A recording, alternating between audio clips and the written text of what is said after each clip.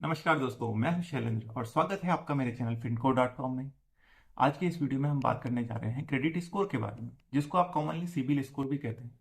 लेकिन मैं आपका एक कॉमन मिसकंसेप्शन है कि सिबिल स्कोर बोला जाता है। एक्चुअली वो क्रेडिट स्कोर है। सिबिल एक कंपनी है जिसको अब ट्रांस यूनियन ने एक्वायर कर लिया है। अभी ट्रांस यूनियन सिबिल स्कोर बोला जाता है।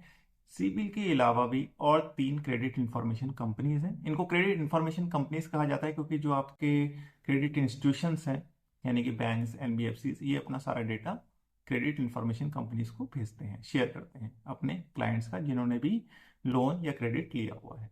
तो बाकी तीन कंपनीज हैं, Equifax, Experian and CRIF Highmark. तो सिबिल के अलावा इन तीन सीआईसीज के पास भी आपका डेटा जाता है। तो आरबीआई ने 26 अक्टूबर 2023 को एक सर्कुलर निकाला है, जिसमें आरबीआई ने कुछ गाइडलाइन दी है जो ये सीआईसी को माननी है और उस सर्कुलर के 6 महीने के अंदर लागू करनी है, यानी कि अप्रैल 2024 से लागू करनी है। अगर इसमें कोई एक्सटेंशन मिलता है तो वो मैं आपको इन्फॉर्म करूंगा, कमेंट में पिन कर दूंगा। लेकिन फिलहाल के लिए जानिए गाइडलाइन क्या है और इससे आपके ऊपर क्या असर पड़ने वाला है। तो पहली गाइडलाइन जो है वो बहुत इंपॉर्टेंट है। आपने कोई लोन लिया है, आपका data in credit information company के पास है। साल में एक बार आपको फ्री क्रेडिट रिपोर्ट दी जाएगी इन कंपनीज के द्वारा, जिसके पास भी आपका डेटा है। ओके, ये एक नियम हो गया। और ये जो कैलेंडर ईयर माना जाएगा, जनवरी टू दिसंबर, फाइनेंशियल ईयर नहीं माना जाएगा, कैलेंडर ईयर, फ्रॉम जनवरी टू दिसंबर आप एक बार अपना क्रेडिट रिपोर्ट ले सकते हैं। सेम उसी तरीके की रिपोर्ट आएगी जैसा ये बैंक्स या फाइनेंशियल इंस्टीट्यूशंस को प्रोवाइड कराते हैं। ये हो गया फर्स्ट।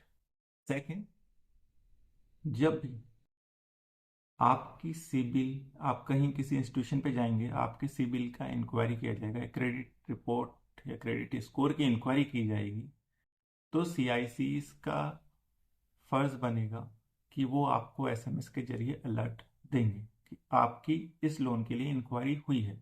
इससे क्या होगा कि अगर आप इंक्वायरी नहीं कर रहे हैं, कोई फर्जी या फ्रॉड आदमी इंक्वायरी कर रहा है, तो आपको पता लग जाएगा। कई बार आप देखते हैं ऐसी बहुत सारी गलतियां होती हैं कि सिबिल या क्रेडिट स्कोर में आपने लोन नहीं लिया है फिर भी आपका लोन दिख रहा है। तो उसको बचाने के लिए आरबीआई ने ये कदम उठाया है। तीसरा, जब भी क्या होता है कि जो बैंक से फाइनेंशियल इंस्टीट्यूशंस होते हैं वो हर महीने, हर मंथली आपका क्रेडिट का डेटा सीआईसी को भेजते हैं। तो जो भी डेटा जाएगा कि आपका इतना डेज पास ड्यू या डिफॉल्ट का डेटा जो भी जाता है कि आपका डिफॉल्ट हो गया या लोन सही है, उसका अलर्ट भी आपको आएगा आपसे। इससे क्या होगा कि कोई गलत डेटा नहीं जाएगा। मान लिया आपका लोन बिल्कुल सही है, लेकिन उसके बावजूद आपका जो डेटा जा रहा है वो डिफॉल्ट का जा रहा है, तो आपको पता लग जाएगा। या फिर आपके नाम पे लोन नहीं है और आपका लोन का डेटा जा रहा है, तो भी आपको पता लग जाएगा। इससे जो है हमारे फ्रॉड के चांसेस कम हो जाएंगे और लोन की गलतियों के चांसेस भी कम होंगे। आपका क्रेडिट स्कोर में भी कमी अगर आती है किसी और गलती के कारण, वो भी बची जा सकेगी। तो ये एक और नियम हो गया। चौथा है कि जो सीआईसीज हैं वो आपको एक नोडल ऑफिसर का डिटेल प्रोवाइड करेंगे, जहां पे कस्टमर अपने ग्रीवांसेस, शिकायतें दर्ज करा सकते हैं। अगर शिकायतें दर्ज कराते हैं और उसमें आपका रिजेक्शन आता है, तो वो आपको इन्फॉर्म करेगी कंपनी विद रीजन कि क्यों रिजेक्ट किया गया। इसके अलावा जो भी डेटा आपका जाता है सीआईसी को बैंक से फाइनेंशियल इंस्टीट्यूशन के द्वारा, क्रेडिट इंस्टीट्यूशन के द्वारा, उस डेटा को इन्होंने अपने डेटाबेस में 7 दिन के अंदर अंदर इंजेस्ट, यानी कि सम्मिलित कर देना। अगर नहीं करते हैं तो बैंक को रिजेक्शन का रीजन बताएंगे कि क्यों नहीं वो डेटा जा रहा है। कभी कभी आप देखेंगे आपके सिबिल स्कोर अगर आपने जनरेट किया या आप आगे भविष्य में देखेंगे, कहीं कहीं पे क्रॉस क्रॉस क्रॉस आता है किसी मंथ में। उसका मतलब होता है कि उस जगह पे आपका डेटा नहीं गया है। तो उस चीज को बचाने के लिए भी आरबीआई ने लागू किया है कि डेटा जाए, और अगर नहीं जाए तो क्रेडिट इंफॉर्मेशन कंपनीज बता दें कि डेटा क्यों नहीं उन्होंने एक्सेप्ट किया है।